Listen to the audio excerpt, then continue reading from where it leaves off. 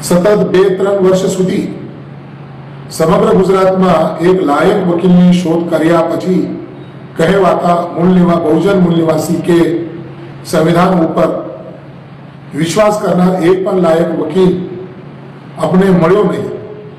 ગુજરાતમાં દરેક વકીલ ભાજપ આરએસએસના દલાલ છે અથવા બધા ભાજપ આરએસએસની ભયંકર ડરે છે. અનેક પ્રસિદ્ધ વકીલથી લઈને ખુદ બહુજન વિચારધારા સાથે જોડાયેલા દિવસ રાત જય ભીમ કરી બુદ્ધ અને સંવિધાનના અનુયાયી હોવાનો ઢોંગ કરતા અનેક નામી વકીલનો પણ સંપર્ક કર્યો, જે તમામે બ્રાહ્મણોના ડરથી યાચિકા જ વાંચી નહીં અને કેસ લેવા જ સાફ ઇનકાર કરી દીધો. શું ગુજરાતમાં આરએસએસનો આટલો બધો ભયંકર ખોફ છે? ગુજરાતની આરએસએસની લેબ એમ જ નથી કહેવાતી. અહીં આરએસએસ દ્વારા એવા પ્રયોગો થાય છે જેનાથી ગુજરાતની પ્રજા બ્રાહ્મણોની ગુલામ અને સાવ માય કાંગલી થઈ ચૂકી છે. આખરે આ તમામ બહુજન વકીલનો શર્મ અપાવે એવી એક બહાદુર મહિલા વકીલે આ કેસ હાથમાં લીધો અને ગુજરાત હાઈકોર્ટમાં સોમનાથ બૌદ્ધ વિહારનો આ ઐતિહાસિક કેસ દાખલ કર્યો.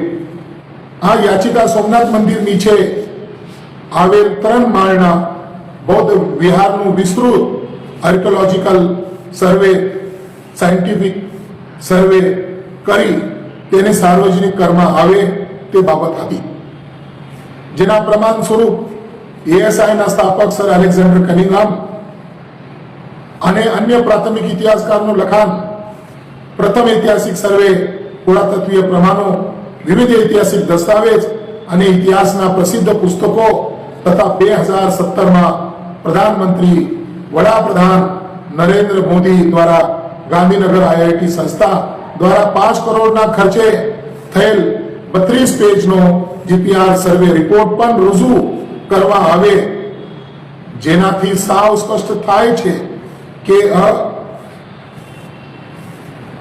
કોઈ કાલ્પનિક શિવજીનો કોઈ પ્રાચીન જ્યોતિર્લિંગ નહીં, પણ વિદેશી યુરેશિયન બ્રાહ્મણો દ્વારા કબજે કરાયેલ એક પ્રાચીન બૌદ્ધ વિહાર છે. તેના તમામ સબૂત ઉપલબ્ધ છે. ધૂર્ત બ્રાહ્મણોએ કાલ્પનિક વાર્તાઓ દ્વારા ગુજરાતની પ્રજાનું બ્રેન વોશ કરેલું છે. ગુજરાત હાઈકોર્ટના ચીફ જસ્ટિસ અને અગ્રવાલ, વનિયા, સુનિતાબેન એ પણ સબૂત જોયા જ નહીં, કેમ કે સાચી હકીકત તો તેને પણ ખબર છે. એટલે યાચિકા એમ કઈ ખારીજ કરવા આવી કે આ કેસ કરનાર સંગઠન તો મહારાષ્ટ્રનું છે. આ કેસ પબ્લિક હિત માટે નથી, પણ પબ્લિસિટી સ્ટન્ટ માટે છે.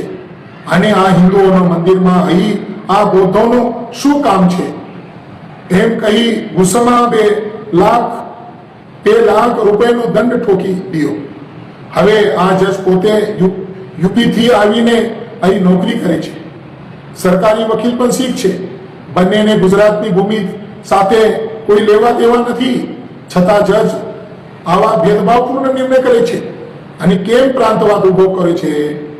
શું તે સંવિધાનનું પાલન કરવામાં અસમર્થ છે? ઘણા સમયથી બોધ ગયા મહાબોધિ મહાવિહાર આ વિદેશી યુરેશિયન બ્રાહ્મણોથી મુક્ત કરવા માટે આખા દેશમાં અનેક આંદોલનો ચાલી રહ્યા છે. તો પછી બૌદ્ધ વિહારમાં આ પાખંડી બ્રાહ્મણોનું શું કામ છે? જજે આરએસએસ બીજેપીના સમર્થનમાં નિર્ણય આપીને એ સાબિત કર્યું છે કે પોતે સંવિધાન વિરોધી અને આરએસએસની દલાલ છે. જજનું કામ તો સબૂતોને આધારે ફેસલો અપવાનું હોય છે, પણ ભારતમાં દરેક જજ કોલિજિયમ પદ્ધતિથી જજ બની માત્ર બ્રાહ્મણો હિતમાં નિર્ણય કરે છે અને લોકતંત્ર ખત્મ કરી રહ્યા છે.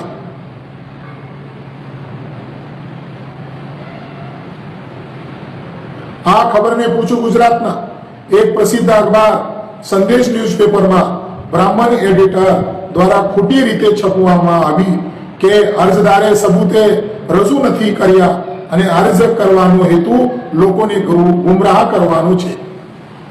આ બ્રાહ્મણોની સંખ્યા આખા દેશમાં માત્ર 3% હોવા છતાં ન્યાયપાલિકા તેમનો સંપૂર્ણ કબજો છે. આ લોકતંત્ર નથી, પણ બ્રાહ્મણ તંત્ર છે.